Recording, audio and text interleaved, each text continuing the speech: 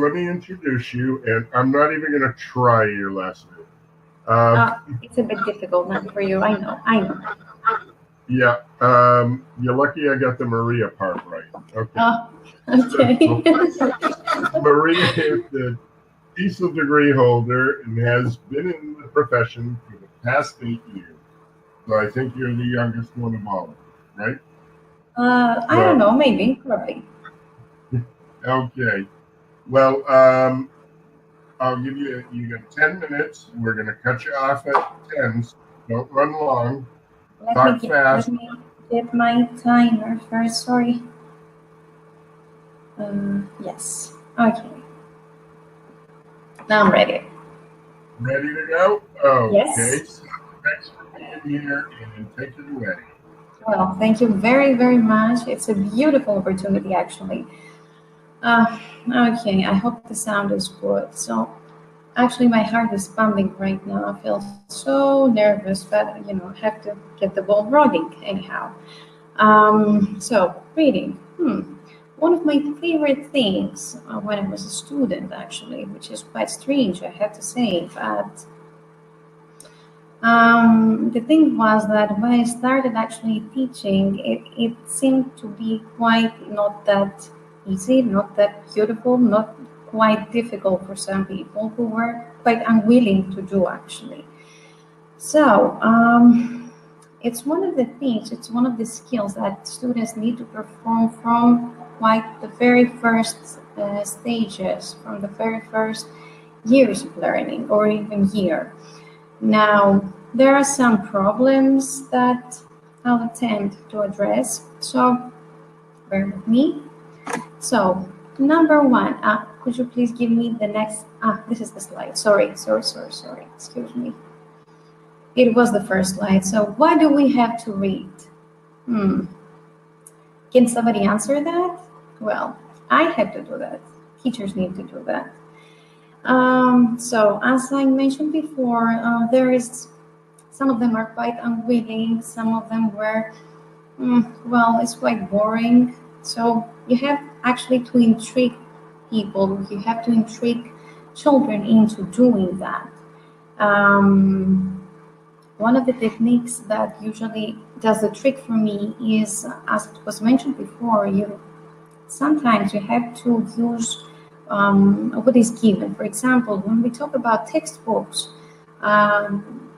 usually they accompany, usually not all the times, texts with beautiful pictures, or not beautiful, with pictures at least. So you have to intrigue people. You have to tell them, well, you see a picture, what do you see in this picture? Maybe, impression the vocabulary that is mentioned in the text. Or we could talk about magazines or books that don't have to do with actually the textbooks.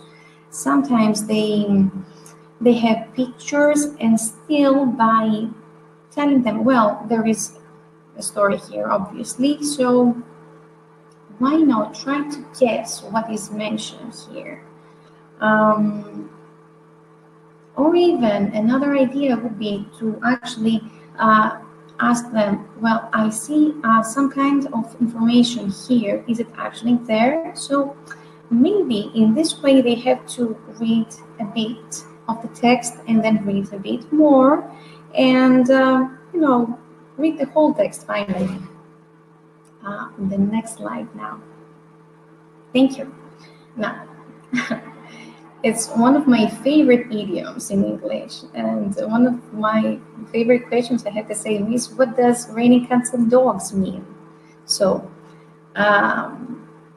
idioms, it's a big thing if we talk about languages, if we talk about civilizations, if we think about all that accompany each and every aspect of our lives. So, the interesting thing about actually analyzing or telling them what it actually means is that it sticks to their mind. It does.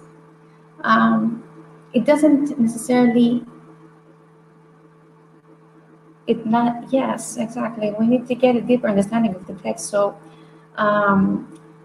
Well, the thing is that it sticks to their mind. It is something that they actually never forget. We talk about, can you imagine actually cats and dogs falling from the sky? No, not really. And the interesting thing also about that is that um, it's so much better than giving the equal Greek meanings of specific unknown words. Now, the next one, the next slide, please.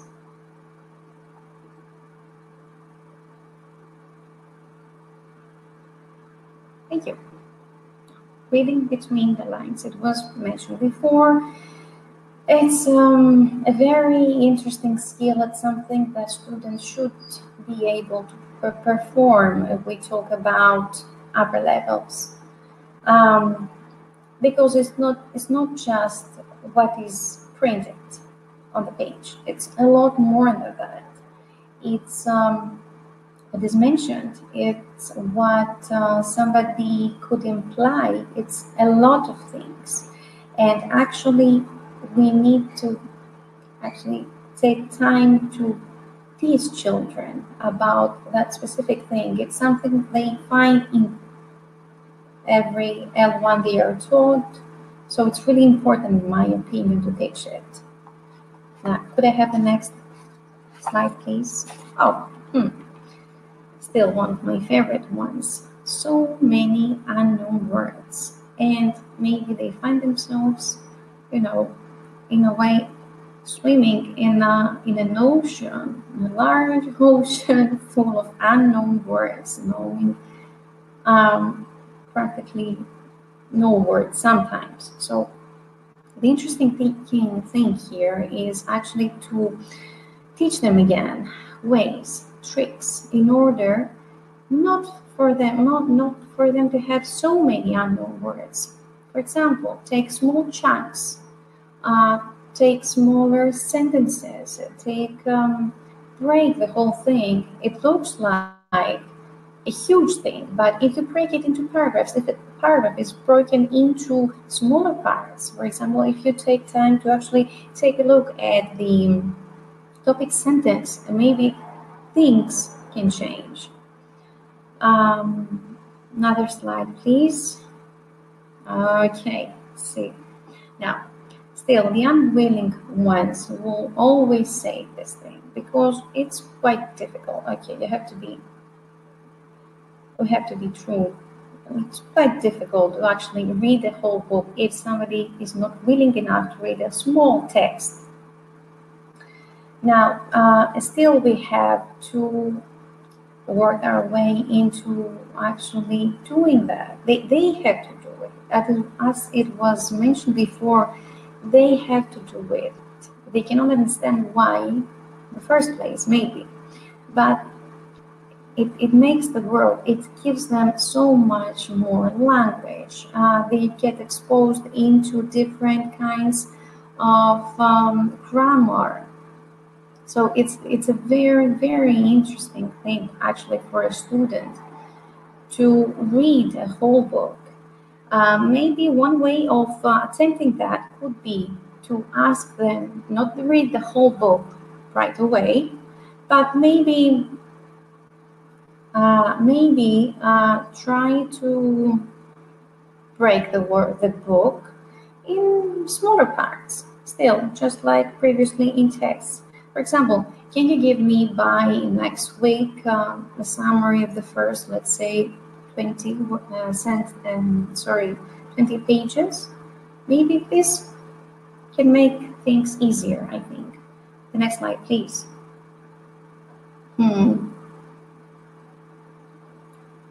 Now,